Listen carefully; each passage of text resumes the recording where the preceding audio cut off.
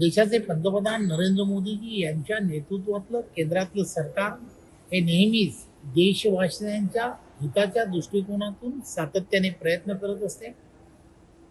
संपूर्ण जगभरामधली असणारी युद्धजन्य परिस्थिती लक्षात घेता देशभरामध्ये कुठेतरी वातावरण गढूळ करण्याचं काम हे मोठ्या प्रमाणात होत असताना रामनवमीच्या निमित्ताने देशाचे पंतप्रधान नरेंद्र मोदीजी यांनी आणि केंद्रातल्या सरकारने पेट्रोलवरची एक्साईज ड्युटी जी 13 रुपये होती त्यामध्ये 10 रुपये सूट देऊन 3 रुपये करण्याचा निर्णय हा घेतला गेलेला आहे.